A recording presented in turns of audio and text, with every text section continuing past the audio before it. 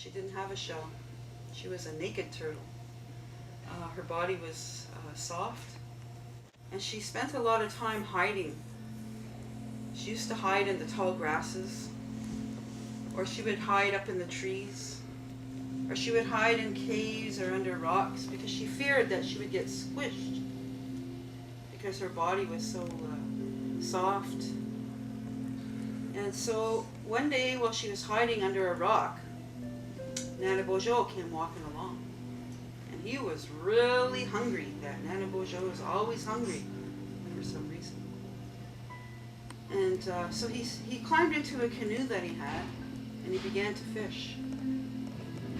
But there were no fish. And he was getting upset and throwing his line out there, but no fish were coming. And meanwhile, Mashika, the turtle, was watching him. And so she yelled from inside the cave. She says, "Nana Bojo!" And he says, "Who called my name?" "Me, over here." And he looked. She wouldn't come out of the cave. You could just see her little head poke out. He says, "Well, where can I get some fish?" She says, "Go down further down where all the rocks are. There's lots of fish there." He caught lots of fish. He filled the back of his canoe with so much fish. And he paddled back to shore, and he built himself up a nice fire, cooked up all those fish. He had a good old feast.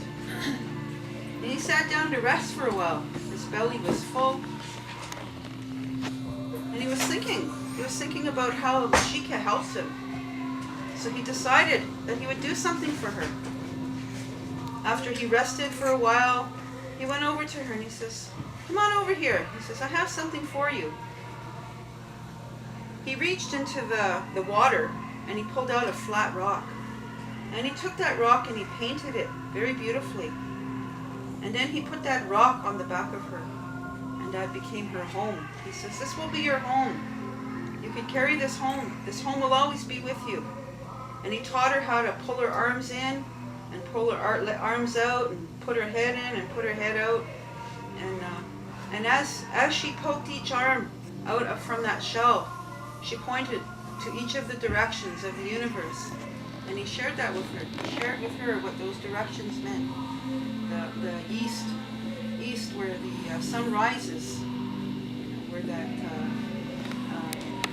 yellow nation is represented, where that sacred sema, that tobacco, is represented, where that eagle flies in every morning as the sun rises. And as she pointed to the southern direction with her other arm, he talked about all the medicines that come from that direction, and that the red nation of people that it represented, and the medicine, the sweetgrass, the wingush that grew there, and that wawashkesh, the deer, that represented love. And her leg pointed into the western direction. And he talked about the medicines that grew there, the mushkadewash, the sage, and what to use that medicine for. And he told her about the black nation of people that it represented. And then he talked about how the sun sets in that direction.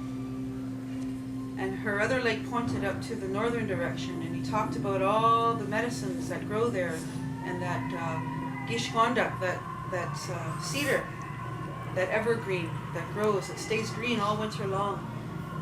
What to use that medicine for. The white nation of people that it represented. That makwa, the great bear, and the healing. And he talked about, her tail pointed to where she came from, and her head would always look forward, and that she can travel in any direction of that medicine wheel.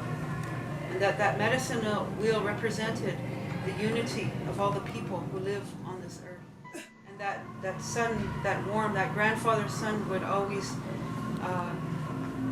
shine down upon her back and keep her warm. And that grandmother moon that would shine upon her every 28 days. And so that's the teaching that he gave her. So he was very grateful to that Majike for allowing him to eat for that day. And so that's how Turtle